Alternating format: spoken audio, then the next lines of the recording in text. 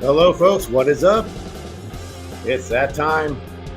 Welcome to Targeting Winners. This is episode 103, I think. It's 102. 102. 102. It's the big one. We're doing the greatest conference in all the land.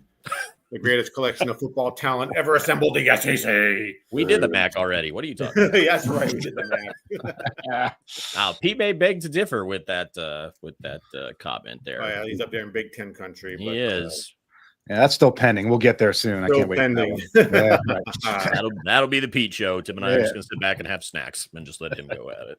All right. So up north in Michigan, Pete, how are you? Not too bad. Excited to be here talking about, a big conference that there's a lot of interesting stuff going on in it. So I'm looking forward to this one. Oh, yes. Darren in New York, how are you? Doing well, man. Like Pete said, looking forward to this. You either love this conference, you hate this conference. Either way, it's always fun to talk about it. So if you're in the chat joining us, looks like we've got a handful of people in there. Thanks a lot. Bring your comments, bring your bets, bring your thoughts, bring your questions. Bring it all, man. We're excited. Been looking forward to tonight for quite some time. Absolutely. In honor of the SEC, went to Waffle House this morning. All ready to go. No fights broke out or anything. I guess it was too early. I guess no one was hungover. And you didn't go to a real Waffle House. Yeah, that's right. Or you didn't go between midnight and 5 a.m. Yes, I did not buy a six-pack of Natty Light, but we are ready to go. It is, like we said, the SEC, as much as I hate to admit it, yeah, they're probably the best conference. Of course, it helps when you have all the, Texas and Oklahoma and all those people. So, but let's dive in. From top to bottom, that's fair. Yeah, it's fair. I mean, there's some teams in the Big Ten that look like they're definitely on the way up. Yep. So, maybe in a year or so, you can't say that, but I think for now, I top agree. to bottom, yeah, I would agree with that. Hopefully, it's the only time I agree with you, Tim, but I agree with that. Got to happen occasionally, right? Well, until the Pac-12 reconnects, and then they'll be back to their dominance. Right? So, all right. Well, as we said before, we are talking the SEC. We're going to dive in. We're going to start looking at some teams right now. We're going to go in reverse order of the odds, I believe. So we're going to start at the bottom and work our way up. And whoop, there we go. Vanderbilt. Their betting odds are plus 25,000 to win the SEC this year. Their over-under win total is 4.5 games. They surprised a lot of people last year. Obviously, the big win over Alabama. They lost a lot of people. They're pretty weak, especially at the wide receiver spot. Their best wide receiver is a new kid they got from Division II. I couldn't find him anywhere as far as anything on YouTube to watch him play that much. They're probably the best returning starter outside of Diego Pavia is the tight end, number 9. Don't ask me his name. It's Caleb something. Darren, let's start with you. Let's look at Vanderbilt, and what are you looking for them for this year? Yeah, I know you're big on numbers, but I believe you're talking about Eli Stowers, who is back at tight end. Eli. Okay. Yeah. I mean, you mentioned Diego. I mean, great year last year, 20 TDs, only 4 picks. They do get a couple skill position players back, including Cedric Alexander at running back, Junior Sherrill at wide receiver, but you're right, not much else returns to them offensively.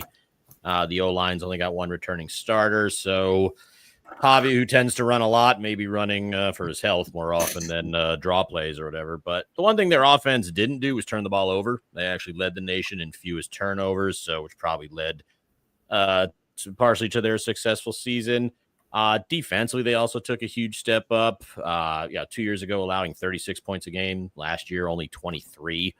And defensively, they actually don't look too bad. 7 returning starters on that side of the ball. Secondary took a little bit of a hit, but they got CJ Hurd from Florida Atlantic to transfer in to help there.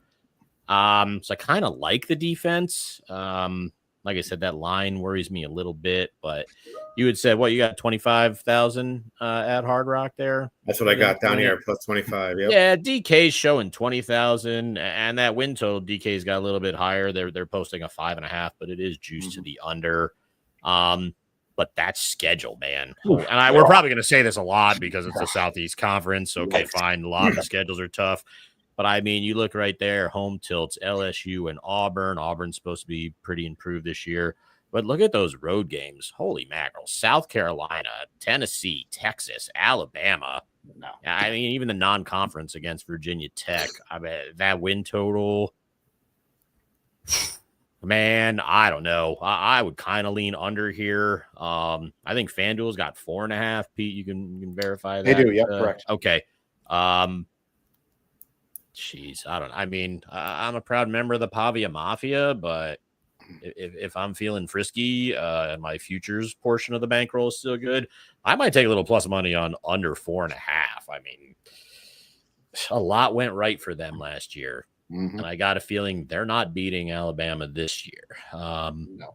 But yeah, that schedule just looks tough. I don't have a play here specifically, but I'm definitely leaning the under here with these guys.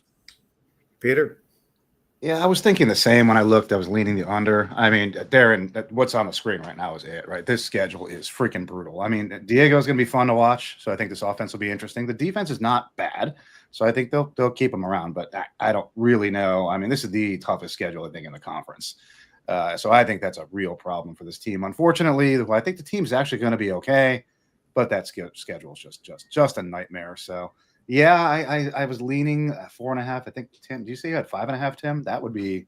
I got 4. 4. Okay. DraftKings has 5.5, but it's pretty heavy juiced. Pretty heavy juiced. Yeah. I mean, 4.5, definitely leaning. 5.5, I would probably take a bite at that. So yeah, I don't think it's going to be a great year, largely because the schedule gods did not smile upon them. Right. I did actually place a bet on the under at 4.5. Yeah. This team, I know we always talk about we put in our champion, our disappointment, our surprise team. Obviously, we're doing them first for a reason. So as far as a disappointment, I have them as a disappointment just from the point of view of the fans. I think based on last year and with Diego coming back, I'm thinking the fans are probably expecting a big year.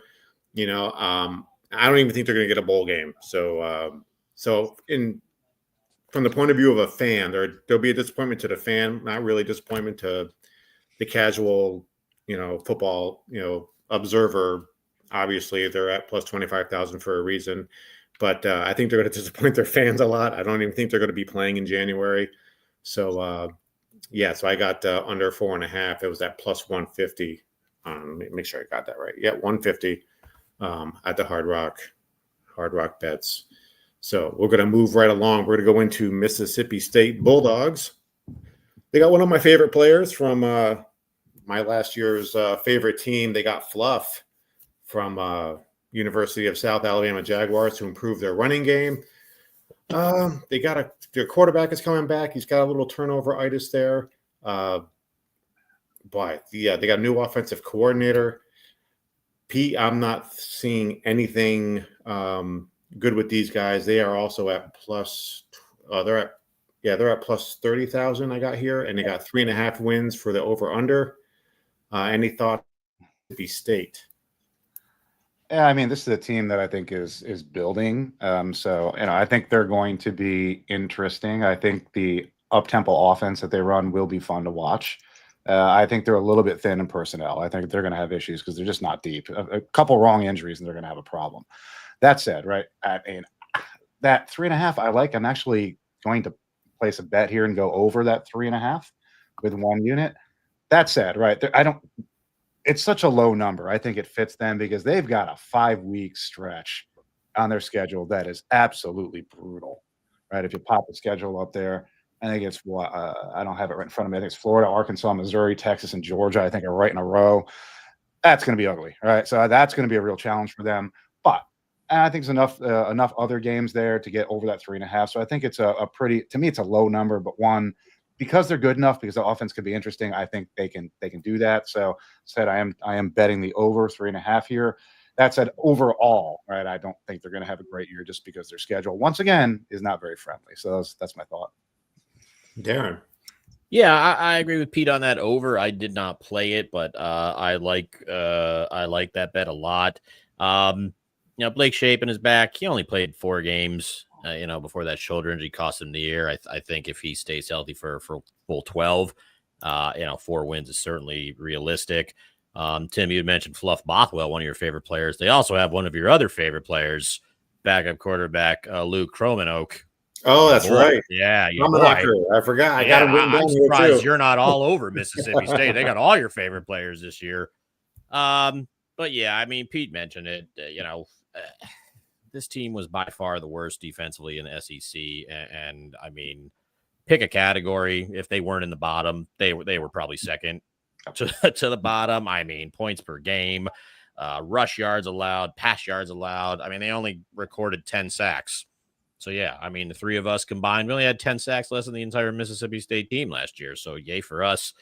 But I mean, they've got a couple decent pieces coming back, especially in the secondary. Isaac Smith, their leading tackler, he had 127 of those last year. 3 of the top 4 players in their secondary are back as well. You look at the schedule there, and it's a little bit hard to read there, but they get some of the good teams at home. I mean, I don't think they're beating Texas or Georgia or Ole Miss for that matter, but Tennessee could possibly be ahead. They go on the road for A&M in Florida. They got that non-conference thing where they host Arizona State. But yeah, I mean, this is one of those things where if the defense can improve even the slightest and Shapen can stay healthy for more than 4 games, yeah, I mean, this is a 4-win team here. So I really do like Pete's bet, although I didn't fire on anything myself. All right. Oh, we got a comment here from Drew. He's a Vandy alum, and he says he's a good for the under team in this time with the focus on time of possession. So I agree. He's feeling the pain here. Yeah, we've got smart listeners too, man. That's awesome. Exactly. Right. We love Drew. Drew, thank you for checking us out, man. We appreciate you. Yeah, we appreciate it. Thank you. Yeah, we're going to move along. We got Kentucky. These guys are plus 25,000. Over under is 4.5. I almost fired on the under here as well. This team is not. This might be a tough year for Mike Stoops, I think. I noticed they got some kid Calzada. For some reason, I know that name. I don't know why. I don't know if you guys can help me out there, but for some reason, that name sounds familiar for quarterback. They lost probably their best receivers from last year. I don't know, Dan, we'll go back to you for Kentucky. What are your thoughts on that? Where Zach Calzada used to play football? I've heard of place of quarterbacks, incarnate word, baby. Oh, yes. That's where I think he was A&M also more recently, but I believe he started. Maybe he played for A&M. Maybe I think he did, but I think it was an incarnate word also. I think he went from A&M to incarnate word, and I believe now he's back at Kentucky. So Cam Ward became that great under Zach Calzada's expert tutelage. Yeah, I'm going to say that's probably incorrect, but yeah, I mean, always good for a laugh, man. That's what I love about you. Yeah, I mean, I don't like this team either. Not a whole lot to add here. I mean, Dante Dowdell, who was Nebraska's leading rusher last year, I like him coming over there. They also got New Mexico State's leading rusher from last year, Seth McGowan. So seems to me that they are not going to trust Zach Calzada to lead this team to too many victories. Looks like it's going to be a run-first offense here. Only 2 returning starters on the O-line, so that concerns me a little if you're going to try and run the ball. The wide receiver group is a question mark. Their top 2 transferred away. And again, defensively, a ton of depth out of the front 7 is gone. They did get a South Dakota guy, McKeese Grace. He had 9.5 sacks last year, so that'll certainly help. Secondary does look kind of good. They're actually pretty deep. Most of their starters are back. But again, terrible against the run, 15th in the conference last year. Offense only 33% on third down. So a lot of things to work on here. I'm actually eyeing Toledo plus the points week 1. Some places have it 10 if you can still get 10. I believe for our max show. I think we're all kind of high on Toledo. I don't know if it's still 10. It was. I believe some places are 9.5, but Toledo plus 10 if you can find it. I would snag that. I don't really like what Kentucky's doing here. Schedule-wise, and I see 4.5 juice to the over at DraftKings, juice to the under on FanDuel. So if you've got to lean either way, definitely shop around. You can get a better number if you've got a feeling on that total. Looking at the schedule, for an SEC schedule, it's not awful. I mean, they go to South Carolina and Georgia. They host Mississippi, Texas, and Florida. I don't think they win any of those games. I talked about that Toledo game there the first week of the season. They go to Louisville, who I believe Pete and I are kind of high on this year. So I would lean under here, but I'm also strongly leaning taking Toledo plus the points in week 1. Actually, while Pete's talking, I'm going to take a peek and see what DraftKings has that at. I'm sorry. All right, Peter, take it away. Yeah, I mean, Mark Stoops has been there a while. So it feels like the program has plateaued to me. Like and especially, the interesting thing that's going on. Vince Marrow obviously left, and they're having a war of words between the two of them. So they're getting excited to play each other later this year, which is kind of interesting. But yeah, I think the defense is decent. The secondary is good, but it's not very deep, and that's a bit concerning. Their schedule is kind of in the middle of the pack in terms of strength, so not too bad. Yeah, I mean, Calzada mistakes could be a problem. That's what I'm a little concerned about there is just not protecting the ball. So we'll see how that plays out. So that's my biggest concern. That and the depth, right? The depth is concerning to me because, yes, I think their secondary is pretty good, but 1 or 2 of those guys go down. They don't have much beyond that, which will be a problem. So they've got to keep the ball in front of them, that type of thing. They've got some winnable games. Set 4.5 is interesting. At least that's what FanDuel has right now. So that over on that is, to me, it's a little bit interesting. But I don't think this is a good team. And I don't think this is a team that has I think that Mark Stoops may not be in the hot seat right now just because of who he is. But he very well might be at some point. I think that this tenure is probably going to come to an end sometime soon because I don't see this being any type of major turnaround here or anything positive. So I don't know where this goes in the future. But it doesn't look very positive. It doesn't look like it's evolving the right direction. We've talked so many times this year in these previews about hiring the right coach and looking at a positive future and all that type of thing. This is on the other end of that. It really feels like it's kind of winding out here. So yeah, I'm not very high on them. I don't have any bets on them. I'm kind of just staying away. That's my thoughts. All right. Absolutely. Now we're going to keep on going. We're going to go to Woo Pig Suey, Arkansas Razorbacks. They are at plus 15,000. I've got the over-under set at 5.5 wins. They beat Tennessee last year, so that's something they can hold their hat on, I guess. The quarterback is returning along with all of his turnovers. He's got to cut those down. Number 10, Darren, I'm sure you can help me out with the name here, but he may have 30 touchdowns, but he could also pull a Jameis Winston and have 30 interceptions to go along with it. To put it lightly, the defense is subpar. This is another bet I was leaning towards with the under of the 5.5 wins. Darren, your thoughts on Arkansas? Yeah, you're talking about Taylon Green. It's going to be his second year there. I mean, over 3,100 yards. I mean, it's not like he was terrible, but 9 picks to go along with his 15 touchdown passes. Got sacked 32 times. Some of that's got to be on him. Yeah.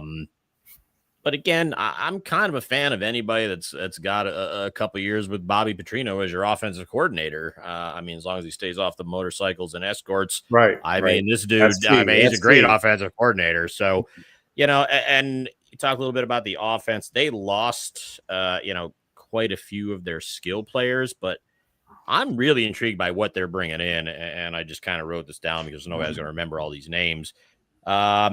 So Jaquindon Jackson, their leading rush from last year, he's in the NFL. But they brought in Mike Washington, who played for New Mexico State last year, and A.J. Green, who played for Oklahoma State last year. And they also have Braylon Russell returning. So, I mean, you got a decent running back group there. The wide receivers concern me. They brought in like 9 guys just that are wide receivers in the portal. And I know we talk about Charlotte players every once in a while, which is really odd because Charlotte really was not very good or looks very good. They got a guy called Omega Blake, 9 touchdowns and over 24 yards a catch for Charlotte last year. I didn't even know Charlotte even threw any passes over 24 yards last year. But he comes in. We talked about Cam Shanks not too long ago from leaving UAB. Well, he went to Arkansas as well. Raylan Sharp, who had 51 catches at Fresno State, came over. So I really kind of like this receiving group that they brought in. I'd love to see how they operate with Green as their QB. Defensively, again, only 3 starters back. They lost their sack leader, Landon Jackson, to the pros. But I mean, when your defense is kind of bad, I mean, these guys were 15th in the conference in pass yards allowed. Secondary is mostly made up of transfers. You know, and you mentioned the turnovers. Yeah, they fumbled 30 times, not even counting the picks. But again, if you have a crappy defense and you're bringing in all new people, I kind of give that a positive vibe because, like, can it really get worse? I'm more concerned if your defense is really, really good and you only have 3 returning starters coming back. But yeah, you got that schedule up there. I mean, the home game at A&M, like from a conference standpoint, I'm just kind of looking. Auburn, I can go either way on Auburn, but Mississippi State, question mark. Missouri, probably good, but, who knows? The road tilts are a little more concerning. Ole Miss, Texas, LSU.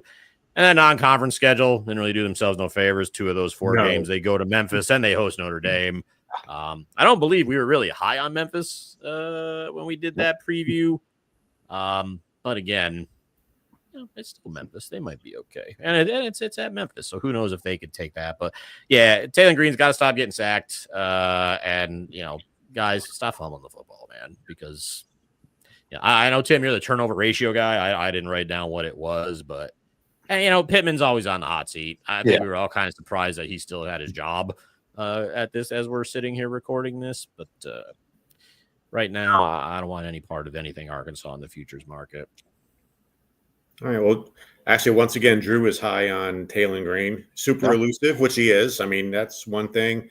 I said head-to-head against A&M is very bad if he's planned appropriately. So, bro, if he lives in Arkansas, he's probably spot on, man. Mm-hmm. I mean, I like Taylor Green, but you're that second-year QB, and you're gonna. I think there's a few teams in here that have a second-year QB, or that just like not doesn't have the experience. Usually, you get sacked that much. I mean, that bowl game against East Carolina, like, he kind of looked good. And then there were times I was like, bro, have you even played before? Like, what are you doing? But, I mean, that just comes with experience. So I think he's going to be fine. But, DraftKings got 15,000, to win the conference. That 5.5 win total I see is juiced to the under. Yeah, I don't know. Peter, any thoughts? Not good ones on this team. Oh, you're upsetting Drew. Stop it. I'm sorry. And we talked about Mark Stoops maybe, being on the hot seat at some point here, probably. Sam Pittman's seat's on fire. If they don't win 6 games plus, he is going to be gone. He should be gone. I mean, Taylor Green is fun to watch, and he could be fun to watch, but turning the ball over, as you mentioned, that defense, I think they allowed something like 14 completions over 40 yards last year. That's ridiculous, right? You can't have that with the turnovers. I mean, this is an issue that they need to get under control. I don't foresee that happening. Their schedule is also not very nice. Right, I've got them ranked as the 3rd most difficult schedule in the conference. So that's not doing Sam any favors there. So unless Taylor slaps on a cape and truly becomes Superman or something here, I just do not see this going positive. I honestly would predict once we get to our hot seat show later on at some point that I don't think Sam's riding this year out. I think he is going to be gone at some point later in the season because I do not see this going well. I mean, that schedule in the middle of it is ugly too. And you mentioned Notre Dame as a non-conference, that's not going to go well. So I am not up on this. I'm very down on Arkansas. I think they need a regime change. I think they're going to get their regime change, and we'll see where it goes from there. So that's my thought on Arkansas. Yeah. That Ole Miss through Auburn stretch, those 6 games, oh my God! I mean, they literally could lose all of those. I think that's going to be a common thread for this conference. Let me just say one positive thing real quick, though, on Arkansas. The one thing about Arkansas is they are notorious for knocking somebody off at home that they shouldn't. Right? They're good for that, right? So they could step up to beat somebody at home, right? That's about the only positive thing I'll say. Right. Again, Drew saying Taylor Green needs to run less to avoid injury. Yeah, that'd be ideal. But if the line can't block, and there's a lot of good pass rushers in the SEC, that's one thing. Yep. Pass rushers and linebackers, they got plenty of them down there. So, well, like I said, those running backs that they added, I mean, it's very possible they don't want him to run that much. It'd be interesting to see. Why run if you don't have to? Just turn around and hand it to one of your backs and let them take the punishment. That's what they're there for. And 3 returning stars on the O-line is probably one of the better O-line situations in this conference. So, I mean, maybe they want to build around that run game, maybe look a little like we think Kentucky's going to look. But right. I mean, there's problems with Green. No, not going to lie, but yeah, Mhm. he's got to cut down on a few mistakes. And Pete calling for coaches' heads already. So not even August now, baby. Real live important college football this month. Let Pete call for all the heads he wants. Damn it. We're gonna move on to Missouri. They got a new quarterback who was Penn State's backup quarterback. So take that for whatever that's worth. They have, they poach in the old Sun Belt, Louisiana Monroe. They got the Hardy kid, number 22, coming in at running back. He was really good. I mean, I did actually watch a couple UL Monroe games or parts of it and thinking, my God, tackle that guy. Why can't you get him? Hardy, I don't know his first name, but of course you don't. Of course I don't. I mean, he's number 22 for Monroe. I don't know what number he's going to wear for Missouri, but, the run game, that I think they're going to rely heavily on that. They lost their receiver Burden to the Bears, so our thoughts and prayers are with him during this difficult time. So, Darren, we'll go back to you for Missouri. What you thinking? I think the schedule is the cakiest schedule on the planet, quite possibly. I love Ahmad Hardy. I believe those stats with his 13 touchdowns, over 1,300 rushing yards. I believe he was a freshman last year. He's a freshman. So yeah, good on you, buddy. I mean, Sam Horn could also take the QB job from Bo Pribula, but I think Pribula is the leader in the clubhouse as we head into fall practice. You mentioned Luther Burden leaving. They also lost Theo Weiss. But they got a couple interesting transfers. Kevin Coleman from the aforementioned Mississippi State and Xavier Lloyd from Illinois State come in. They both had excellent years last year. Defense actually looks pretty good. 7 returning stars on that side of the ball. Top 5 in the nation in third down defense. A lot of depth in the front 7. 5 of the top 6 defensive backs return. And the schedule is cake. I mean, look at that. I mean, win total 7.5 at DraftKings, 6.5 at FanDuel. I already know where Pete's drooling out here, but I mean, the good teams, South Carolina, Alabama, Texas A&M, all at home. They have to go to Oklahoma. I mean, I'm high on them, but not everybody is. The non-conference is not terrible. And I mean, you get 4 road games out of your 12? How the hell do you pull that off? I mean, you basically got all your non-conference games. You get to stay right where you're at. I've read some things where some people said this could be a 10-win team, and I'm like, really? But then I looked at the schedule and what they have coming back. Yeah, it really could be. Maybe Auburn, Oklahoma gives them a tussle. Maybe Pete's premonition about Arkansas beating somebody at home that they shouldn't happens in that last week of the season. But man, Pete, you might talk me into another bet here before the show's I might do an alternate win total. I go 7.5 and go over FanDuel, maybe get some plus money. But this schedule looks more than manageable. Peter, any thoughts? I mean, this is all about the schedule. I mean, other than the fact that I think this is a program that's moving in the right direction, like the coach, like what he's doing there. I like this team. Actually, just more than just that, because I am definitely going over with this team of 6.5. I think that 6.5 is a no-brainer, honestly. So I like what Darren's suggestion is. Go find another number here and get some positive juice on it. So that's entirely possible. I mean, they don't have a road trip until week 8.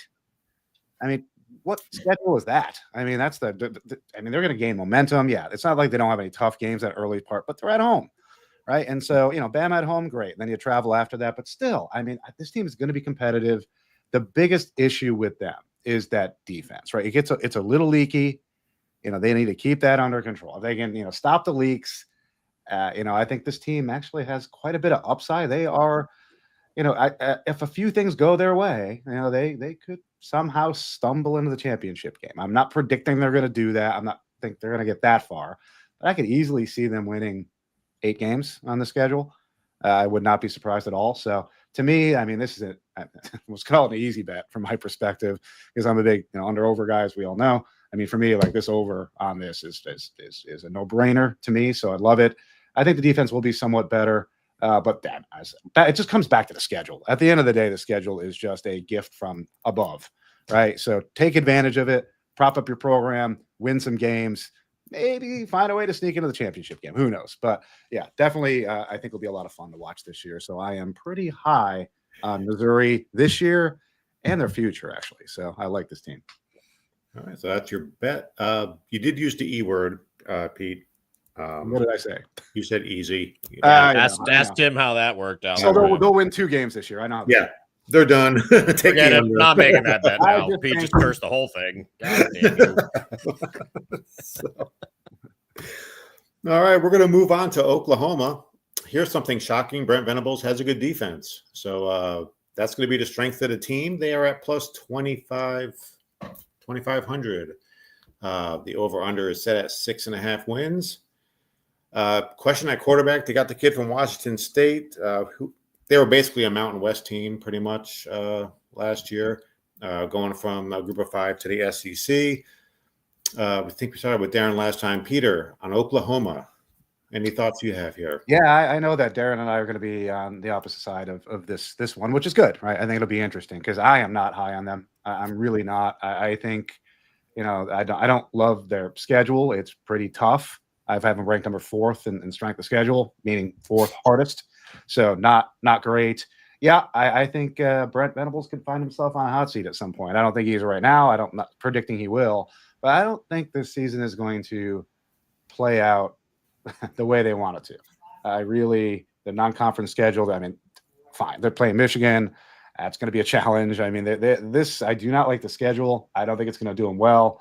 I think they've got the potential. Aren't they playing Texas and Alabama back-to-back or close to back-to-back? Okay, so a couple weeks apart. I think they absolutely lose both of those games. So, to me, I think this is not the Oklahoma team of old, and not. I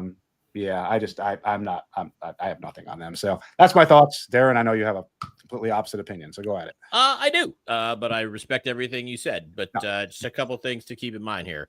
If you had to pick a team that had their wide receiver group and offensive line just completely decimated by injuries, Oklahoma would probably be near or at the top of your list. Great. Tim, you mentioned John Mateer.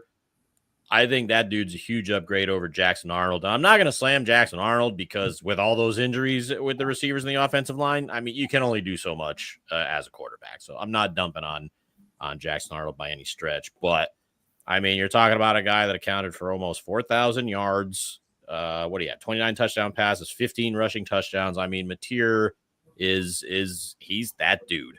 All right. And they're bringing along his old offensive coordinator from Washington State. That always goes well. They also added Cal running back Jaden Ott. I think that's an upgrade in the backfield, but they also get Javonte Barnes back as well. So the running backs are solid. Yeah, and the receivers, again, if you played wide receiver for Oklahoma, chances are you were hurt for a significant portion of time last year. Deion Burks comes back. Jaden Gibson, who missed all of last year, is back. They also add another 8 receivers through the portal. So, gosh, just half of you stay healthy, please, for God's sakes. We talked about a lot of these teams that don't have, experience or returning stars on the O-line. Oklahoma's got 4 of them. And again, you got to remember, all these guys, because of these injuries, got some valuable experience in playing time. So even the depth on this O-line is pretty good as well. Defensively, again, Tim mentioned this. At some point during last year, Brent Venables took over play calling duties, and they seemed to reach another level defensively. So he's doing that this entire season. So I like that. Tim, they got another one of your FSU boys, Marvin Jones Jr., to come over to join that defense. And again, they had some fair amount of injuries on the defensive side as well. So again, the guys that are still there, experience in playing time. So the secondary, 6 different starters at some point during the year. It just can't be. They just can't get clobbered by the injury bug that bad for a second year in a row. And Pete, you mentioned this schedule, it sucks. I'm not going to deny that. It's terrible. You go to South Carolina, Alabama, and Tennessee, neutral. You've got Texas. I believe they play that in Dallas every year. The home games are Ole Miss, Missouri, LSU. Non-conference. Pete mentioned you play Michigan. But I think if this team stays healthy, they've got the quarterback, they've got the running back group. Hopefully they've got the wide receivers. Their wide receivers are supposed to be pretty good, but we never got to see because they were always hurt. Yeah. You got an experienced offensive line. I'm not saying they're going to win this conference. They may not even make the game, the title game. But Pete, you and I talked about with the Missouri looking at an alternate win total. That's what I did here. You can get 6.5 anywhere, but it is like significantly juiced to the over. I think FanDuel, had -188 if you wanted to take over 6.5 this morning. DraftKings, if you go to their app, you go under wins and you go under milestones. You can pick a set number of wins. So for Oklahoma to win a minimum of 8 or more regular season games, I got +130. Okay. So I took that. And again, I know this schedule is brutal, but man, if they stay healthy with that defense, they're going to win some of these tough games. And so with the, we do futures bets. We love the plus money here. So I took it, man. I'm an Oklahoma believer here. So I went 8+ wins for the season at +130. Okay. We do have a thought in the chat from Mr. It's our boy, Mr. Fahrenheit, an OG. He's like the first emailer to the show, I believe. What's up, 2 years ago. How you doing? So he says there needs to be a coaching change, and maybe they'll prove him wrong this year. But I saw that. I'm like, oh, my goodness. He wasn't a bot. He does exist. I just remember the name because I'm a big Queen fan. So I was like, okay, Mr. Fahrenheit. There he is. So he's looking for a coaching change. He's calling for Venables' head, it looks like. So we'll see if he gets his wish this year. All right, listen, I'm just going to answer Drew because he commented on that Week 2 game against Michigan. And I agree. Michigan's defense is legit. Yes. I mean, it is legit. But I will take John Mateer over Bryce Underwood until proven otherwise. So fair enough. That's fair. Give me that. The gauntlet has been laid down. As we move on to Tennessee, they are at +2250. The over/under is 8.5 wins this year. They essentially did a trade with UCLA for quarterbacks. I was just going to say that. I mean, I like what they did with the Nico. I don't know what the hell his last name was. I'm a leaving. Yeah, there we go. Try to do a holdout, and they said, "Well, there's the door, kid. We'll see you later." Because it's been getting a little bit crazy. It's about time someone put their foot down with all this going on. The defense, I think, will still be decent. They lost a lot on offense. I was leaning for the under on this one. Dan, we'll go back to you for Tennessee. What are your thoughts here? I'm tired about gushing over Oklahoma, but I'll just say this. Yeah, you mentioned basically the QB trade here, Nico for Joey Aguilar. I kind of want to be a fan of this team because, like you said, I'm glad somebody finally put their foot down and was like, you know what, we're not caving into your demands. So I think as a human, I kind of want them to do well and show that, you know what, it's not just about one guy because it really shouldn't be. But you had mentioned the losses. I mean, Dylan Sampson, probably their biggest one, almost 1,500 rush yards, 22 touchdowns. Yeah. That's going to hurt. He's with the Browns now, right? Is that? I'm not sure where he Browns went. Or the Bengals, I think. Yeah. They got Star Thomas from Duke. I've liked him since where did he play? Like New Mexico or New Mexico State or something like that. I thought he was pretty good out there. So he's on the team now. Their top 3 wide receivers are all gone. The depth is a lot of freshmen who haven't really had a lot of playing time. O-line only brings back 1 returning starter. I mean, there's some serious issues here, and I kind of feel bad for Aguilar for what he's coming into here. Defense should still actually be pretty good, so I'm not concerned with them there. Jermod McCoy, I guess, was hurt. If he's actually 100% healthy, that secondary should be pretty elite. You just put that schedule up there. Again, not a terrible schedule. I see 8.5 at DraftKings here, juiced to the under. They do host Georgia and Oklahoma. They have to go to Alabama and Florida. The non-conference schedule is pretty, it's pretty easy. Not gonna lie. I mean, what's that? Who's that S on their schedule? Is that Stanford? Probably. Stanford. No, wait, Stanford plays Hawaii. I can't remember who they got, but who is that? Yeah, I can't remember who that is. But yeah, I mean, it's not. That's some tiny ass print, man. I can't remember. Oh, maybe that is Syracuse. I think that is Syracuse, actually. Yeah. Yeah. The non-conference schedule is nobody. Was that UAB there? Yeah. I mean, this non-conference schedule is pretty simple here. And like I said, they don't have too many of the big dogs coming to them or any road trip schedule to go see some of those teams. 8.5 though just seems kind of high with what I think their offense may look like. But this defense is going to keep him in games. But if I was betting here, I would actually take the juice here and lean under. It's probably an 8-4 team at best. And Peter, over to you.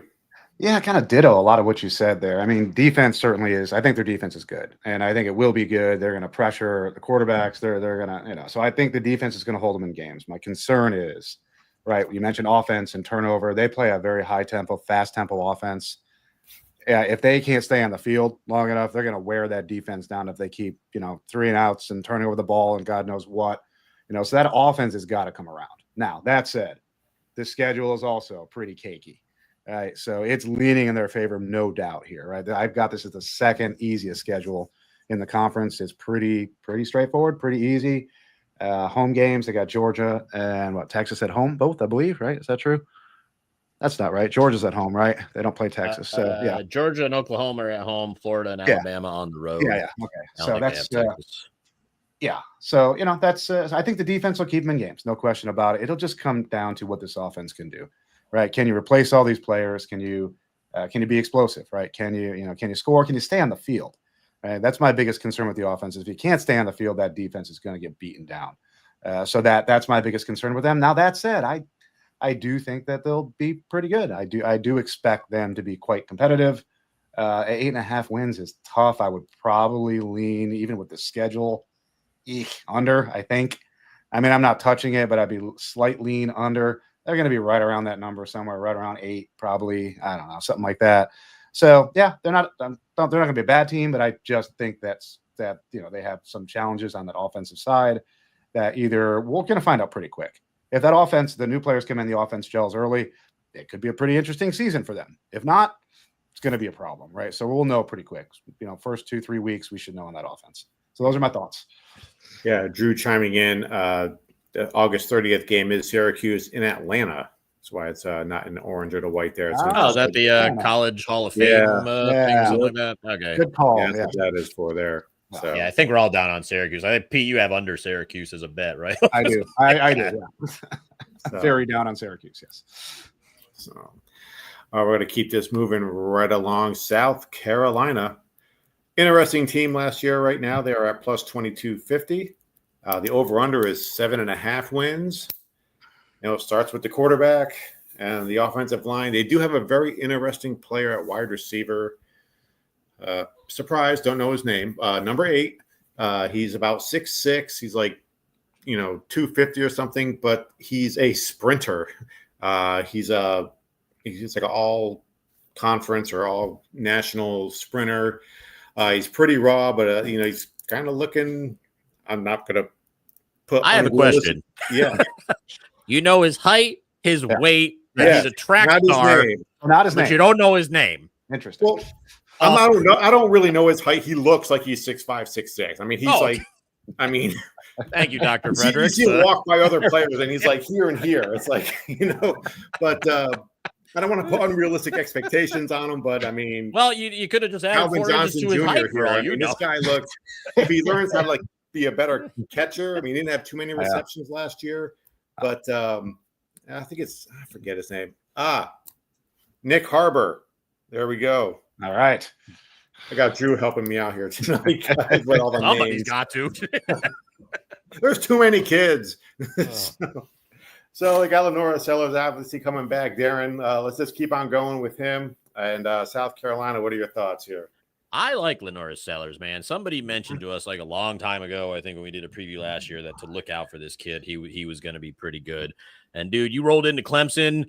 You didn't have a great game, but you found it in the fourth quarter. You had a couple of nice touchdown runs, I believe, and you beat Clemson. So you got a fan in me, bro. So as long as he's healthy, I like South Carolina. Not going to lie. I'm not betting this team, but the main, as far as futures go, but the one thing that concerns me here is they lost Raheem Sanders, their leading rusher. Virginia Tech had a running back, Rasul Faison, who transferred over. As of we're sitting here, he hasn't been given the eligibility yet to even play by the NCAA. Apparently he applied for an extra year quite some time ago. And shocker, the NCAA is taking their sweet time, holding this kid's year in the palm of their hands here. So if he plays, then yeah, I really do like this team, and 7.5 juice to the under. I mean, the schedule is tough, but I mean, that dude's a weapon. So, I mean, yeah, I mean, you kind of need him for some more success here. Their top receiver was a tight end, and he's gone. That's Joshua Simon. But yeah, their wide receivers do concern me a little bit. But the defense lost a lot as well. I've heard some things that people are concerned about them defensively here. They play a 4-2-5. They only got 2 guys back there, but everyone else is gone. Yeah, I don't know. I love Lenora Sellers, but yeah, and we talked about Taylor Green with the sacks. I mean, Lenora Sellers kind of the same thing. I mean, they got sacked 41 times. I think he got sacked, like 32 of those or something like that. So, I mean, yeah, some of that's on him, but again, yeah, he's learning, he's experienced. Dude went in to beat Clemson. So, I mean, I think he's legit, but I'm just curious who he's going to throw the ball to and how many. I mean, he could put up some great numbers. I mean, dark horse Heisman candidate. We talked about Cam Ward last year because the Miami defense was so iffy. This dude could put up, college football 26 numbers if this defense regresses like a lot of people think it's going to. That schedule you have up there, man, those 4 road tilts, Missouri, LSU, Texas A&M, and Ole Miss, and then non-conference, you've got Clemson again. You got Virginia Tech on a neutral field there at the start of the season. This schedule is brutal. And I don't know if Sellers is going to be able to do this all on his own, but if Faison plays, that's going to help. But, a couple people on this receiving corps is going to have to step up. And number 8. There you go. Okay. Nick Harbor.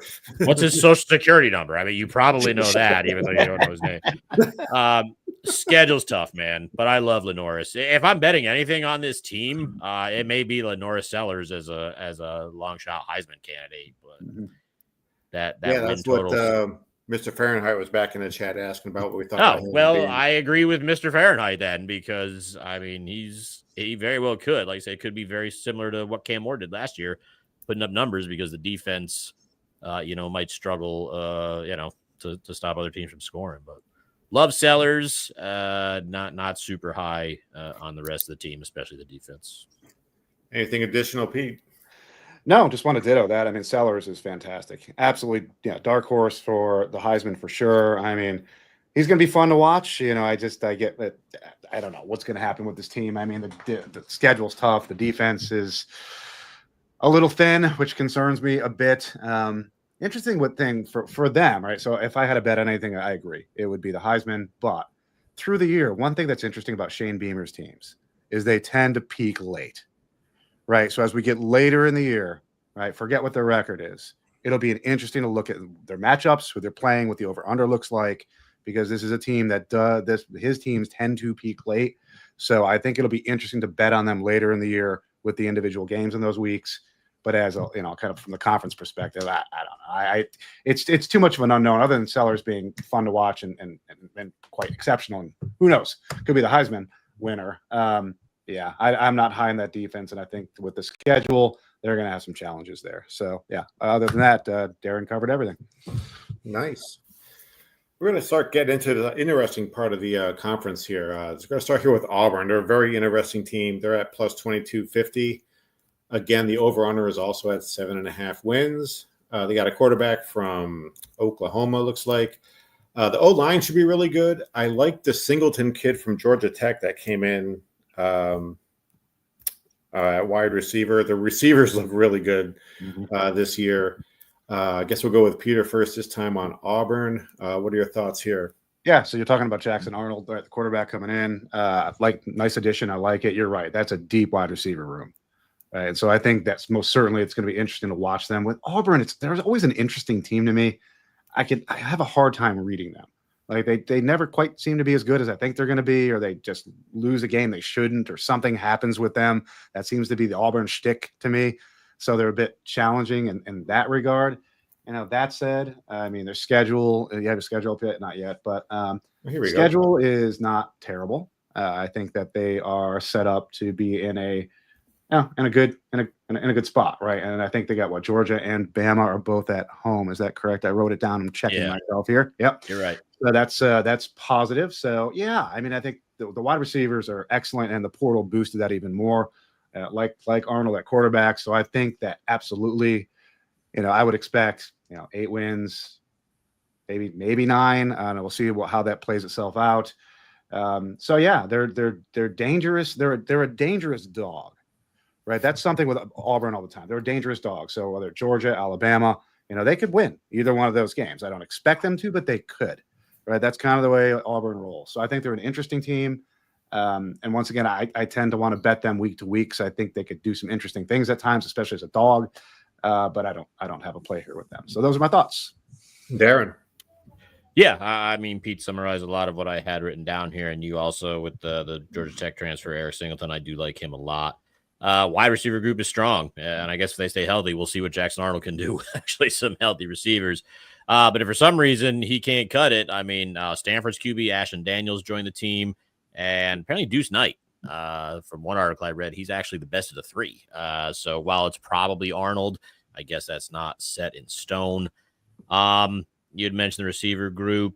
Cam Coleman's back. Malcolm Simmons apparently got arrested, but he's been cleared to play, so that's certainly going to help if that's accurate. Offensive line looks good with 4 returning starters. Defense only has 4 returning starters, but they do have a lot of depth coming back, so that's certainly helpful. Only generated 13 turnovers, though, as a unit. That's probably needs to improve. Pete had mentioned the schedule, but I'm telling you right now that we're going to learn a lot about Auburn when they go to Baylor week 1. I get that it's SEC against Big 12, but Baylor ain't exactly the most friendly place to play. And I kind of like Baylor this year. I mean, Dave Aranda, I mean, the players fight for that dude. I mean, I think Auburn's only like a 1.5 favorite at most places. But yeah, I'm going to avoid them because I think if they take that game, the over is definitely a possibility because that schedule is not difficult. But it wouldn't surprise me if they went in there, laid an egg. I mean, Hugh Freeze is on the hot seat every year for a reason, it seems. So he could be on it when he wakes up on August 31st. So who knows? Absolutely. But, yeah, I'm looking forward to see what Jackson Arnold can do. Hopefully he's got a healthy offensive line and healthy wide receivers because I think he's actually good. But it also wouldn't surprise me if they went into Waco and got lambasted by Baylor. So I'm going to watch that game, hopefully. Because, yeah, those are 2 teams that really interest me for this year. But I didn't play anything. Right. Oh, boy. Team that scares me the most right here. Going to one of my rivals here in state here. We've got the Florida Gators. They are at plus 1750, over under at 7.5. If you remember this time last year, Billy Napier is going to get fired. He's going to be 5 weeks in. He's going to get shit canned. Not so fast, my friend. DJ Langway comes in at quarterback. They get really hot, and he looks legit.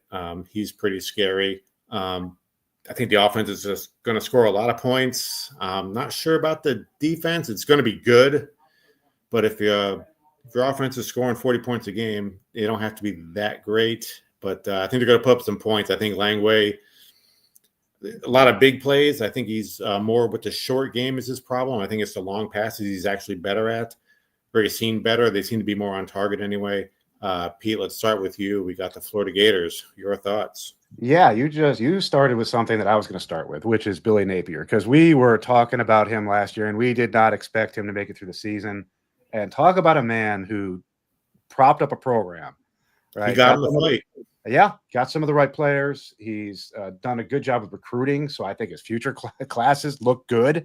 So I think this is a guy who clearly got the message, right? And he has absolutely done some really good things. I like this team a lot. I think they are dangerous, right? Now, their schedule is not very friendly. Right? That's a little bit of a problem. But that said, they are a dangerous team. Watching Lagway play is a lot of fun. Looking forward to that. Offensive line should be better. I think that was one of the issues last year, especially early on. The O-line wasn't great.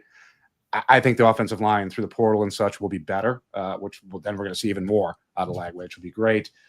So yeah, this team can beat anybody on any day. That's my feel. But also, they're a team that can lose to anybody on any day. They tend to be that type of team, right? But they certainly are dangerous. That offense is good. And yeah, Billy Napier, those guys are playing for him. So hats off to the guy. I think they're going to have a really good year. I don't have a bet, but was that 7.5?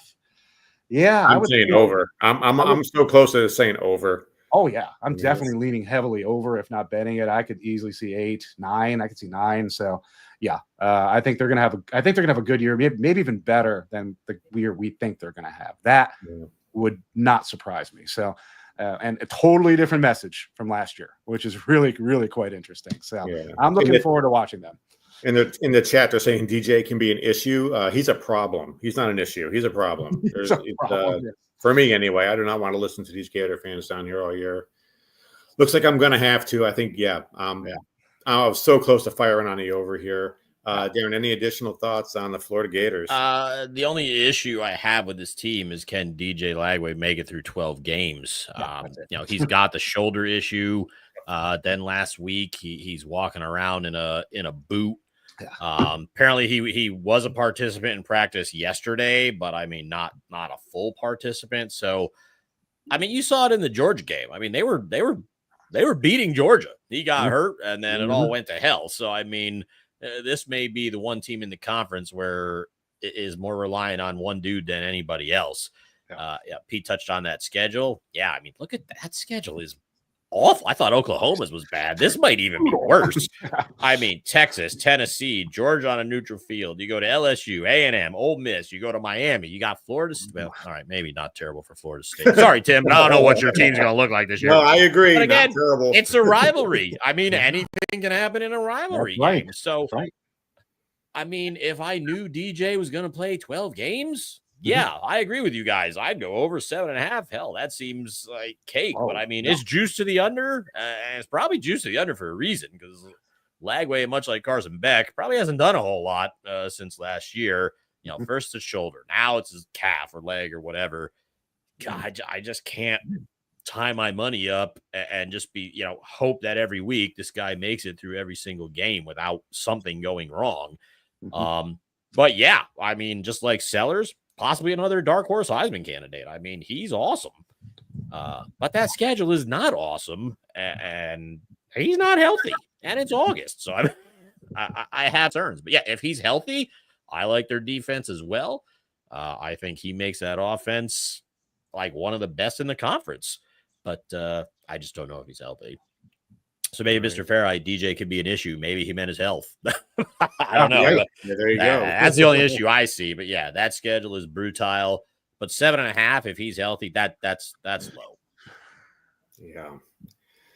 All right. Before it gets even more depressing, let's just move on here to Ole Miss, our boy Ray's team. They are at plus 1,600. The over/under on the win total is set at 8.5. I just think they lost way too many players on this team. They lost 10 players, 5 to the NFL draft. I'm not feeling this at all. If I was going to bet on anything, I was really leaning heavy towards the under on this one. Pete, we'll start with you with the Rebels. What are you thinking of Ole Miss? Well, I think as long as Lane Kiffin is there, I think very poorly of Ole Miss, and that's the way it's going to go. So I don't. No. I am not a Lane Kiffin guy. I've never been a Lane Kiffin guy. I think he finds a way to fall on his face repeatedly, maybe even worse than Franklin. I don't know. We'll talk about him when we get to the Big Ten. But I think they're going to have quarterback issues this year. This is what I see coming down the pike for them. I'm concerned about that. Kiffin, his coaching is a problem. I think he's, as usual, he hits a ceiling. So I don't see them as a contender in the conference, to be honest. Now, are they dangerous? Yes, they can also be dangerous. 8.5, I think, is the total. I mean, their schedule is not bad, right? It's pretty light, so that will help. I think on that 8.5 wins thing, maybe I would. I don't know if I would even lean over on that. And their schedule is not that hard. As I said, Lane Kiffin's a problem. I personally think Lane Kiffin held back Jackson Dart. That's my personal opinion. So from my perspective, I think I'm not high on them. So I'm doing nothing with them. So those are my bleak thoughts on Ole Miss. All right, Darren. I want Ole Miss to succeed only because I don't want to read Lane Kiffin bitching on Twitter for the last half of December and well into January about how the SEC should have 11 teams in the 12-team tournament or whatever the hell he rants about when things don't go his way. But Tim, you touched on it. I don't think anybody's got less coming back to their team than these guys do in this conference, at least.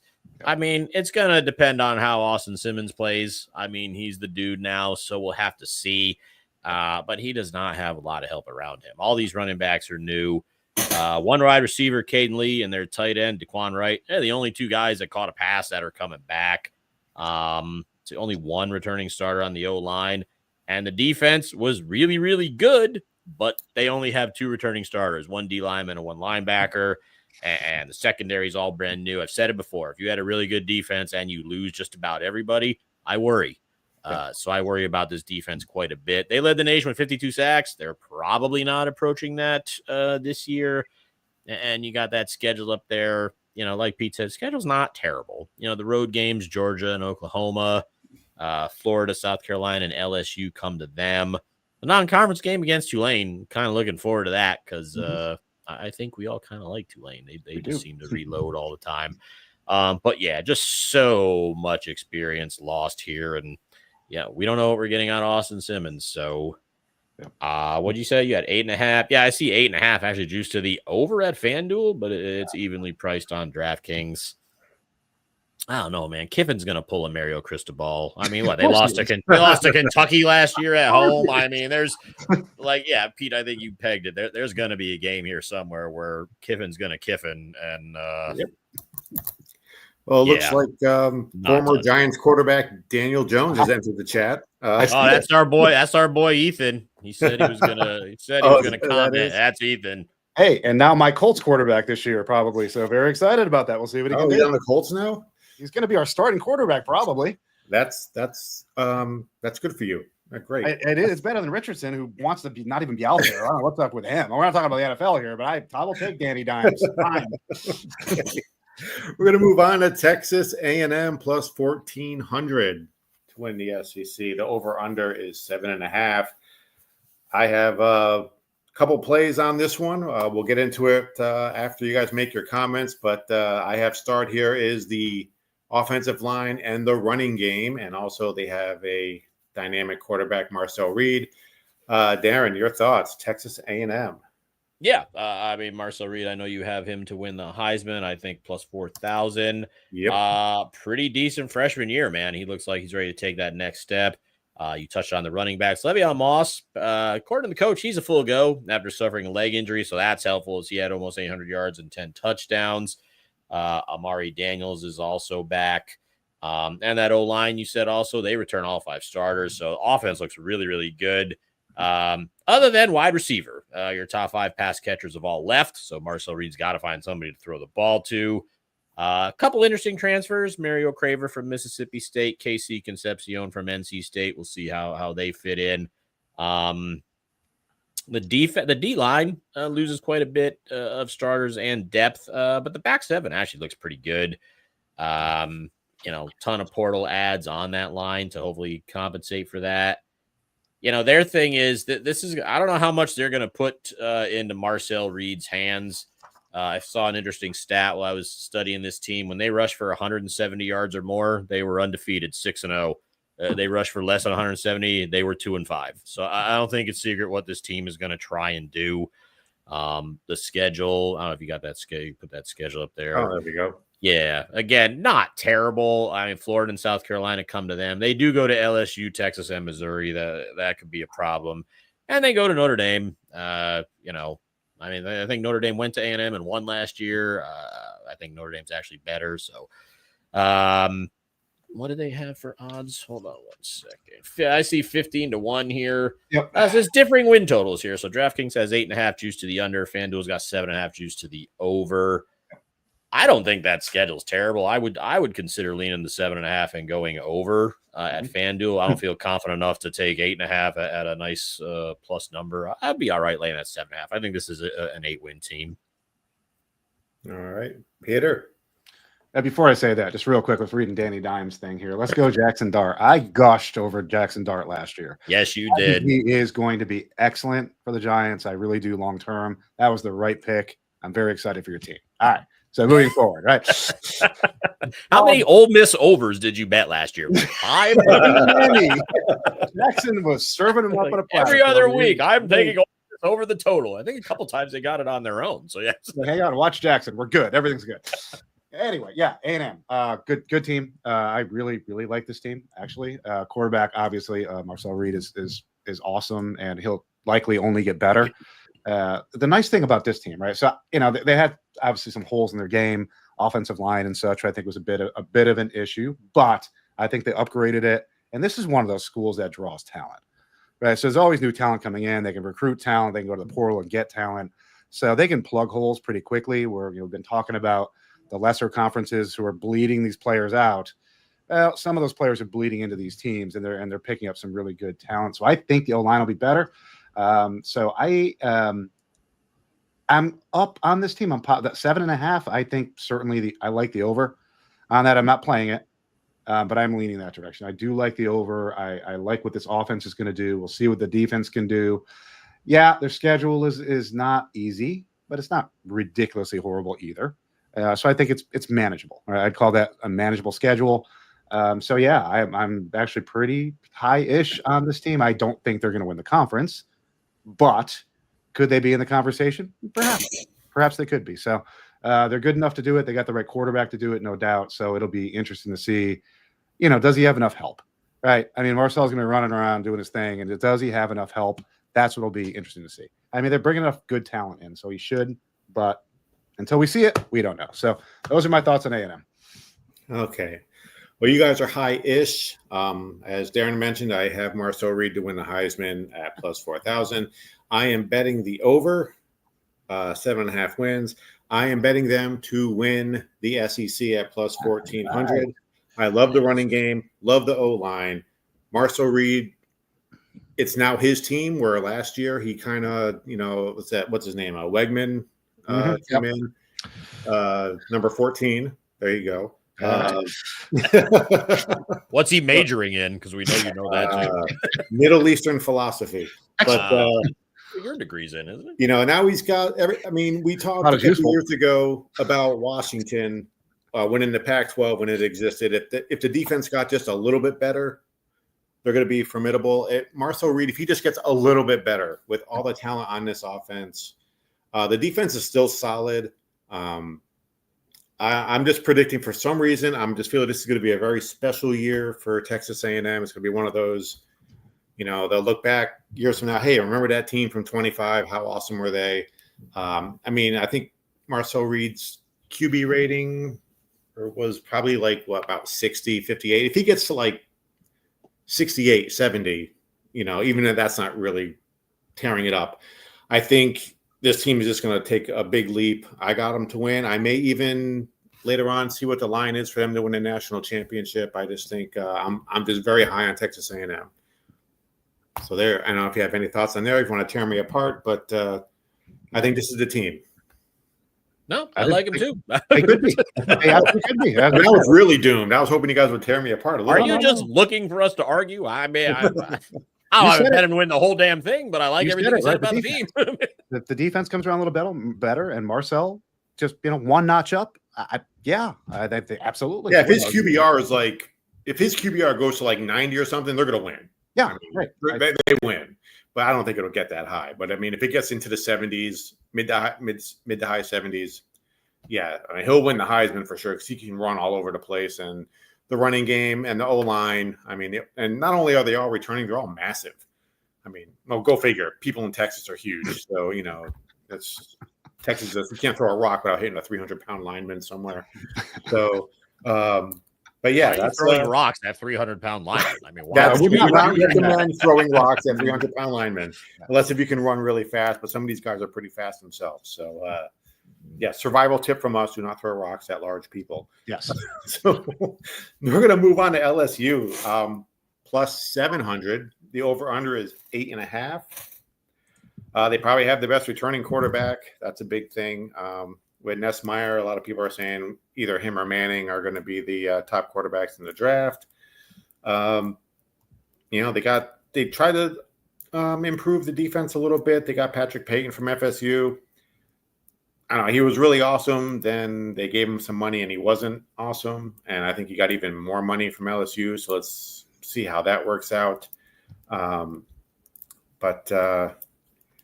Yeah, let's. Their running back from last year was pretty awesome as a freshman. So he's coming back. Peter, I think we'll start with you with LSU at plus 700. What are you thinking? Yeah, I mean, I think number one, I think they have the best quarterback, period. Most polished, ready, NFL ready guy. I think Nussmeier's. I mean, I would take him on my team any day. I mean, he's a really good quarterback. So the question is, how does Brian Kelly screw this up? All right, that's where my question comes. What is Brian going to? Because Brian's going to fuck this up somehow. He's going to screw it up somehow, right? And that concerns me, right? I think they need depth on the defensive side, but Garrett's going to do his job. I think the wide receivers are going to help him out. I think the offense is going to be excellent. But what happens on the defensive side of the ball, and really what's Brian going to do? But I mean, if Brian does nothing idiotic, this is a really good team. And because we're a really, really good team. So I'm interested to see what they do. I love watching Garrett play, so I'm excited for that. This will be a lot of fun to see. And that schedule is kind of in the middle of the pack, which is going to serve them pretty well here. Which I think is good. I mean, the early part of the schedule is not so friendly, but it gets better later, right? So I think for them, lean on Garrett, survive the first 4 or 5 games, and I think they'll be in pretty good shape. So but I said Brian Kelly's not quite at the level of the others we've talked about, but I do think that he concerns me at times the way he manages games, and I think that could turn into a problem for this team in a close game against a good team that they might be beating, and that gets me nervous with him of what's going to happen there. So otherwise, Garrett's great. Looking forward to it. Certainly they could be in the conference championship game. They could win this conference. They could. I don't think they're going to, but they could. So yeah, those are my thoughts. Darren. Yeah, before I get into, I see Drew's got a question there in the chat asking about for Texas A&M schedule to Samford count towards that win total. Yes, sir, it does. The win totals that you see posted anywhere are just for regular season games only. Usually it's 12. Yep. Although some teams that go to Hawaii have that option of a 3rd week off or a 13th game. So if you're betting on anybody that goes to Hawaii, check their schedule for the number of games they're actually playing. But those numbers that you see posted, those are regular season games only. Does not count conference championships, does not count bowl games. Doesn't matter if it's an FCS team or, Division 1A or whatever the hell they call it now. But yeah, as long as it's a regular season game, doesn't matter the level of the opponent, they will all count towards the win total. You guys pretty much summed up LSU. I love LSU. I would have bet this team to win the conference, but as much as I love this team, I do not like Brian Kelly running it. I mean, this guy is going to do something stupid, whether, pounds a table or does whatever. I mean, he's somehow going to screw this up. And it could very well happen week 1 against Clemson. But offensively, everything you guys said about Garrett Nussmeier, 1,000% agree. This dude is legit. The running backs look good. The wide receiver group is possibly the best in the SEC. I mean, he'll hit 4,000 yards again just because he's got some of these guys on his team. Chris Hilton especially, love that dude. He's also got Nick Anderson, an injured Oklahoma receiver from 2024, but he was really good in 2023 for them when he had 10 touchdowns. I mean, O-line's a little bit of a concern with just one returning starter. The defense, a lot of portal ads on the D line. So I'd be interested to see if they can generate some pressure. But Whit Weeks and his 120 tackles are back. I do have concerns about Harold Perkins and his torn ACL. If he's 100%, that defense is going to be much better because that dude is possibly an NFL-bound player. You touched on the schedule. I don't know, Tim, if you've got that up there, but it's not bad. I mean, they go to Ole Miss. We already talked about we're not super high on them. They go to Alabama and Oklahoma. They host Florida, South Carolina, and Texas A&M, and then we already touched on that game at Clemson. I think that's a huge game there. I think you're correct. Game is huge because Brian Kelly's teams start slow. Yes, they cannot come out and stub his toe on the game. They can't, right? And that could very well happen. If they do that, it's going to be a problem, right? Yeah. I mean, if anybody besides Brian Kelly or Mario Cristobal or James Franklin or Lane Kiffin was coaching this team, I would have Matt bet Rule. I wouldn't even care if Matt Rule was doing it, honestly, because I don't know how much talent he actually gets. He seems to be more of a rebuilder. If he came over here, he's already got a pretty awesome team to work with. I don't think he would do anything bad. But I just cannot trust his coach. And I know. I put up a setup year for Matt Rule. No, for Brian Kelly. For Brian Dude, Kelly, his buyout is probably ridiculous. I would have to ask Mark about that. They'd have to really fall on their face. I mean, I wouldn't be shocked. I mean, it seems ridiculous that they would, because they do, win a lot of games. But I mean, if they just keep coming in third and whatever in the conference, right? But you also have to understand, you're the winningest coach at Notre Dame. Hopefully Marcus Freeman stays long enough to beat his win total. But you are the winningest coach at Notre Dame. You're not expected to go 10-2. I mean, that's not good enough. Right. And I get the SEC is harder than the independent schedule that Notre Dame carries a lot of years. But, I mean, dude's got the offense. Dude has a pretty good defense. Mm-hmm. But, I mean, if he goes out and gets smoked 31-17 at Clemson week 1, by all means, man, fire up the hot seat. He probably deserves it. You got it. You got to get into the 12-team playoff if you're LSU. Otherwise, you might as well get rid of Brian Kelly. I agree with that 100%. You got to put up or shut up here. You got the team to do it. You got the offense to do it. You got the quarterback to do it. Yeah. Get the hell out of their way. Let them do their thing, right? Well, he had that with Jaden Daniels too. I mean, for sure. So we're getting down to the nitty gritty here, folks. We're Alabama Crimson Tide plus 425 over under at 9.5. They have an excellent defense, arguably the best defense in the country, depending on who you talk to. Their main question mark is at quarterback. Darren, we'll start with you with Alabama. What are your thoughts here? Yeah, I mean, if Ty Simpson is anything like everybody seems to think he is, this team will win the SEC. I mean, he's supposed to be pretty legit. I mean, they got that wide receiving group. I talked about LSU's being the best. You could tell me it's Alabama, and I wouldn't argue with you. I mean, they got Ryan Williams, who's possibly the best wide receiver in the country next to Jeremiah Smith. But yeah, that offense looks really good. The offensive line is really good. I don't know if all their starters are back, but pretty much anybody with experience is returning to that line. The defense got 7 starters coming back. I mean, this team had 17 interceptions as a defense and only allowed 13 touchdown passes. I mean, that's kind of insane, especially when you're Alabama and you're beating everybody and these guys are throwing on you most of the second half. Yeah, I mean, this team only gave up 17 points a game. They had a brand new defense coordinator. Now that he's got a year under his belt, I'd expect the defense to improve. I would like to see him get a little bit more of a pass rush. They did only get 25 sacks as a unit, and their top 2 guys who had 9 sacks combined are both in the NFL. The road schedule concerns me a touch. Georgia, Missouri, South Carolina, and Auburn. They do get LSU at home. They get Oklahoma at home. They go to FSU. I don't know why I put that down. Sorry, man. I don't think FSU is going to be anything this year. I just kind of wrote it down because it was a decent non-conference game. I think that's like a double-digit spread still at this point, somewhere around 11 or 12 points. But, yeah, I love Alabama, but I mean, DraftKings 380, FanDuel plus what do you have for them, Pete? At FanDuel? 470 or something like that. 470. Yeah, I got 425 in Hard Rock. Okay, I mean 470 is not. That's not terrible. No, that's not terrible at all. But again, you don't know what you're going to get out of the most important position on the field, so that might be a little short factoring in that, but. I like Alabama. If they're playing that first Saturday in December for the title, wouldn't surprise me one bit. But at that low number, I'm going to let it go. And Peter? Yeah, just an aside, isn't it kind of fun to talk about Alabama as a really good team, but not like this juggernaut that nobody can beat? It's like nice to talk about them in the group of other good teams. So interesting, right? And they are. They're a really good team, no doubt. My consternation with them, and Darren just hit on it, is the uncertainty at quarterback right now. We don't know what's going to happen. Yes, Simpson could be elite. We don't know. And we'll see where that goes. But that concerns me a little bit, that there's this brewing in the background. Schedule, I don't hate their schedule. I watch out for the Missouri game on October 11th. That's going to be actually pretty interesting. I've got that penciled in to watch that for sure, because I think that'll be a very interesting game to watch. But yeah, no, they're a really good team. I think that the quarterback's going to make or break them, just like every other team, right? But at the end of the day, if you're playing against some of those other elite teams that have elite quarterbacks, you need to be able to match.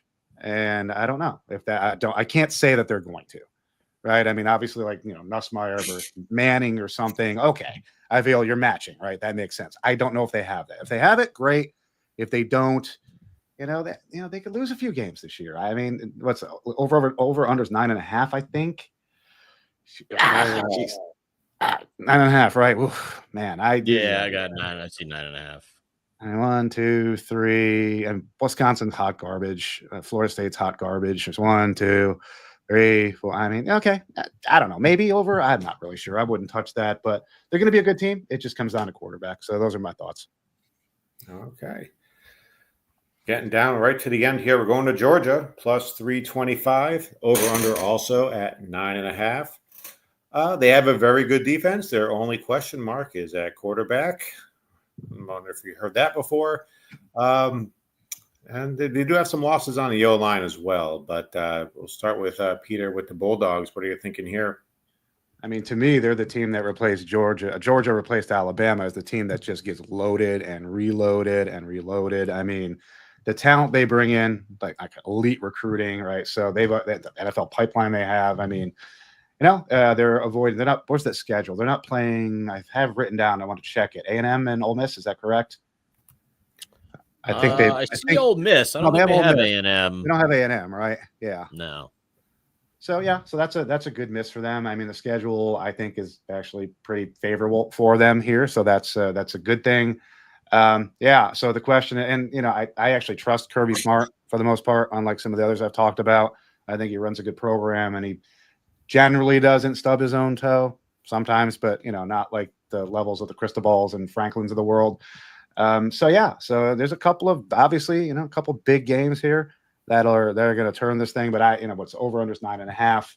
I'd be leaning over on that. I think 10, 11, something like that. I would not be surprised. I mean, trap games. I would just watch out for trap games with them.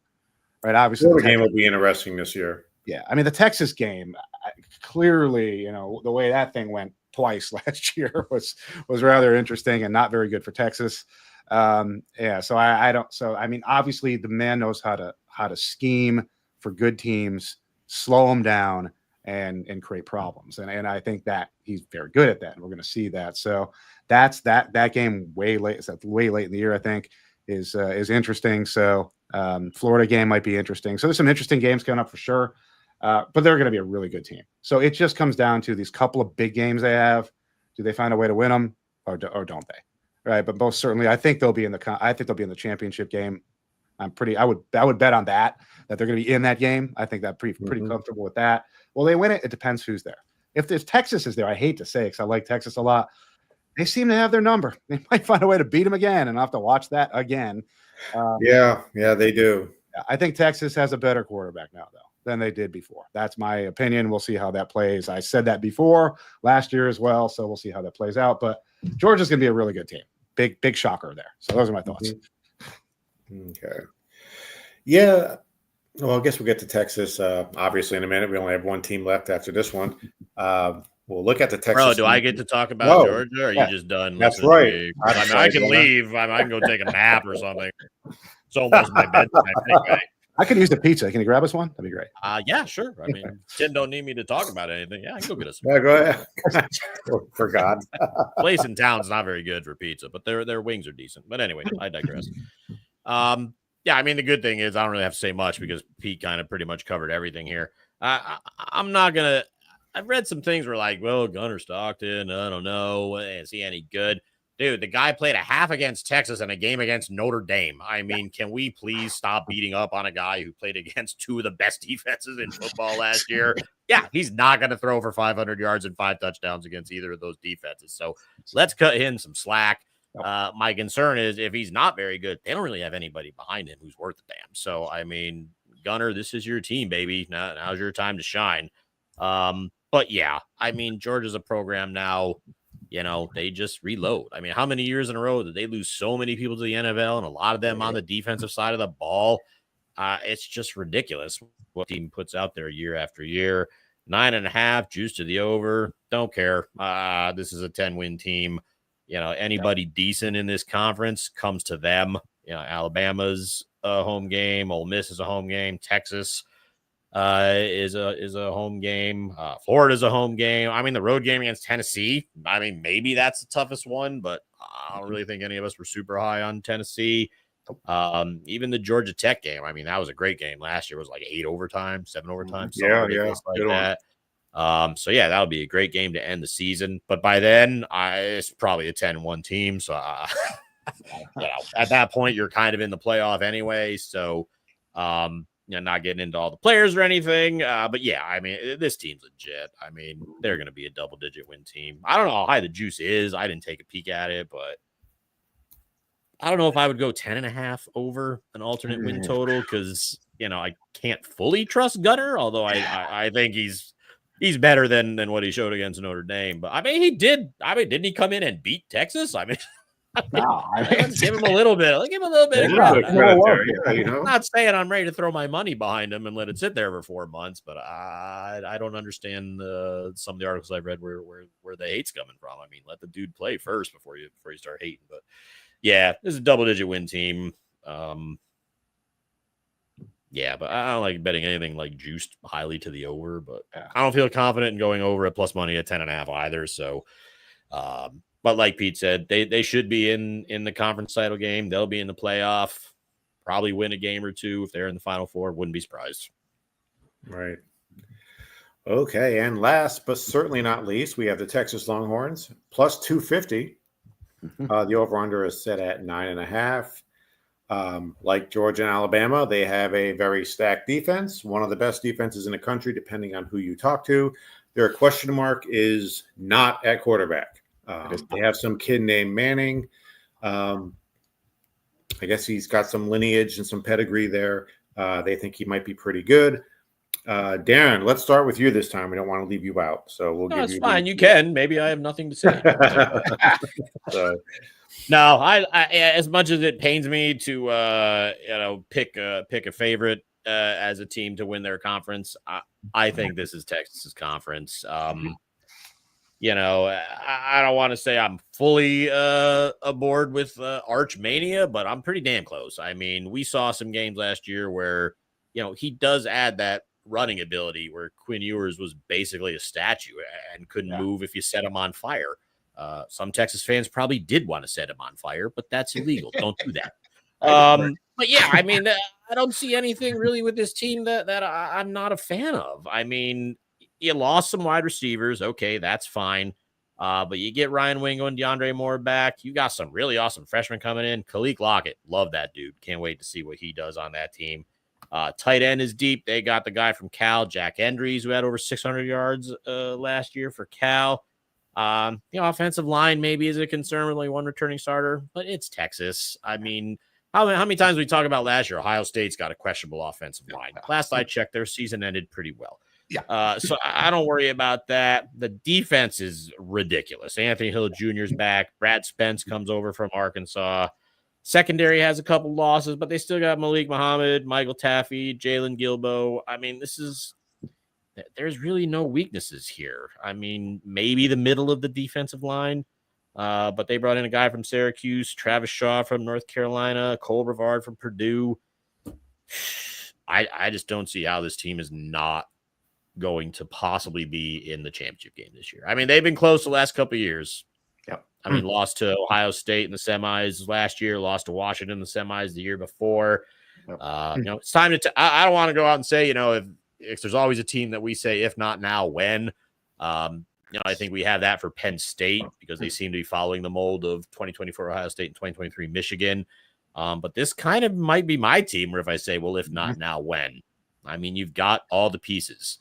Your coach isn't terrible. I mean, this should be a team that's playing for the championship in late January. But schedule's up there. It's not terrible. You host A&M. That Oklahoma game's always at a neutral site. You go to Florida. Who knows if Lagway's even going to be playing by then? You go to Georgia. That could be the one loss. I think this is an 11-1 team. 9.5 juice to the over. I wouldn't be upset if you played it. if you really wanted to be ballsy and bet over 10.5 at plus money, I ain't gonna be mad at you either. I think Arch Manning will do just fine. Yep. Yeah, I love this team. I didn't bet him because the number was so short, less than 3-1, pretty much everywhere. But to me, it makes sense that the number's that low. I think this is the team to beat. Peter. Yeah, Darren took my opening line. If not now, when? Right. I mean, this team is stacked. This team is built for right now to win this thing, right? And so I do have one concern, right? Steve Sarkisian is a brilliant offensive mind. He is.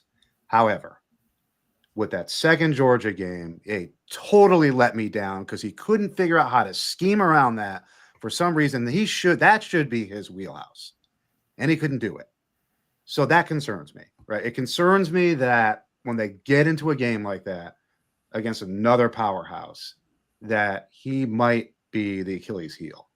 Now, I'm saying this of a very small sample size, right? Maybe it was just one of those things where Georgia just was built the right way to be a problem for Texas, and that's it. And maybe he couldn't do anything about it because they were just not built to face that team. Whatever. That didn't go well. That's got to be fixed this year. That has to change. It has to, right? And so he has to find a way he's got a whole offseason now to figure out how to do this. Let's see it, right? Steve, this is on you, man. If you don't win this conference and you are not in the play and you're not like deep into the playoff and possibly in the championship game, that's on you, man. Unless Arch gets run over by a bus or something, it's on you because there ain't no way that with this team that they should not go deep into the playoff and, as Darren said, be in that championship game. So we'll see. I'm not beating him up. I'm just saying that he really let me down with those games. That was really hard to watch. And you talk. I'm sorry. I was just saying you talk about those games against Georgia, and he's got to fix that. Yeah. Let's all remember the famous. You're down 21-14 against Ohio State in the semis last year. You have 1st and goal at the 1 yard line. Yeah. You've got Arch Manning as your quarterback, a decent running game. Your first play doesn't work, and then you lose 7 yards on 2nd down, and then pick or a fumble touchdown the other way. I mean, you got to run that shit 4 straight times. Absolutely. Straight ahead. I mean, with the weapons you have on offense, how do you not score there? You had to score there. That killed the game. That was it, right? You've got to score there. And I don't know how much of the play calling he does, but if he does, that's even worse than him not being able to adjust against either game against Georgia. Right. I'm not ready to put him in the same class as Cristobal or James Franklin or anybody, but he's better than them. But I mean, you're picking the wrong time to get some lessons taught to you. Right. Yeah, right. Exactly. Yeah. Well, there you have it. I mean, boys, hour and a half here. Biggest conference, the best conference. Fun to talk about. So many angles here. It's interesting. There's so many teams with some interesting angles in this conference. The biggest conference is actually in 2 weeks. Doesn't the Big Ten have like 42 teams in it this year or something like that? It's 142. It's going to be like 2.5 hours next time talking about the Big Ten. Yeah, so let's wrap this up. Let's go over our bets that we have placed. Pete, you first. Yeah, I mean, Texas should win the conference, right? As I said, if they don't, it's on Steve. They really should win the conference, and I'm not playing it because the number's too short. So that Missouri, as I talked up earlier today, I am high on Missouri. I'm curious to see what they can do, and I think they're going to have a surprise win or two this year. That's my prediction. So we'll see how that plays out. Disappointment. I talked down on Oklahoma. I'm going to continue to talk down on Oklahoma. I don't like what I see there, unfortunately. I think their schedule is brutal. I think they just have too many issues going on there. So to me, I'm not a big fan. So those are my 3. All right. Your bets. Tell them your. Oh, sorry. Yeah. Oh, your bets. That's right. All right. Forgot about my bets. That's what we're supposed to be doing here, right? I know. I was overly excited about bashing Oklahoma and talking. I understand. That's fair. Anyway, so I got 2 over. So Mississippi State over 3.5 to me. That was candy hanging down there. I love that because I looked at their schedule and I thought I can find, I think, 4 or 5 wins pretty easily here. Once again, I said the E word again, so I'm doomed. But anyway, it looked pretty good to me. And then Missouri, I just talked about. I am actually high on Missouri. I think they could be a dark horse here, depending on how things roll. So looking forward to seeing that. So those are my 2. Okay. For me, I've got the champion also in the state of Texas, but just the other school. We got Texas A&M, and if they win that conference, they will definitely be a surprise. So they're my surprise team as well. The disappointment team, like I said, it's from a fan perspective. I think they're expecting a lot more out of that team than they're going to get. I don't think they're going to be a bowl team this year. So I bet the under for Vanderbilt wins under 4.5. And if I think A&M is going to win the SEC, they're going to have to win more than 7 games. So I could bet the A&M over there. And I've got them to win at plus 1,600 down here at or 1,400. I'm sorry. 1,400 to win the SEC. Darren, this ought to be fun. I only got one bet, so I won't be that long. But yeah, I agree with Pete. I think Texas is a team to beat. I just don't really see any holes here other than the offensive line, but they'll overcome that. Yeah, so love Texas here, but again, just like Pete, didn't bet him because of the short number. I'm completely opposite on Pete when it comes to Oklahoma. Yes, that schedule sucks ass, but I'm just hoping that the injury bug doesn't come anywhere near the swarm of injury bugs that hit them last year. I think John Mateer and Jaden Ott are 2 big upgrades at skill positions, and that defense is borderline elite. So I think they'll pull off a shock or 2 and at least be an 8-win team. Disappointment, I'm going with the Fighting Lane Kiffins. They just lost so much on both sides of the ball. I don't see the defense being as good. I don't know what to expect from Austin Simmons. So even though the schedule's somewhat favorable, I think they are not going to hit their expectations this year. And the only bet again, I'll probably be bashing Oklahoma when they're like 3-3. But for now, as we sit here, again, I said the 6.5 over was really highly juiced, like anywhere from like 170 to I think minus 188 at FanDuel. So I bet a little alternate win total here. Oklahoma 8 or more regular season wins at a little bit of plus money, plus 130. Go Sooners. Yeah, and on Ole Miss, right? They lost a lot of people. Unfortunately, Lane wasn't one of them. No, I wouldn't either. Yeah, they would be my else. 2025 champion if Lane was one of their losses. Yes, definitely. All right. Well, that's going to wrap it up for our SEC preview. Thank you, everyone that joined us in the chat. We really appreciate it. Yeah, while you're here, Drew, welcome. Mr. Fahrenheit, good to hear from you again. Yes. Ethan, love it. Yeah. While you're here, please like and subscribe to the channel. 2 weeks from now, Big Ten. Yes. Probably do the same format. So, yeah. We're doing this again. You can also find us on Spotify. Like and subscribe there as well. It helps us out. It's free. It's easy. Thank you again for watching, and we will see you next time.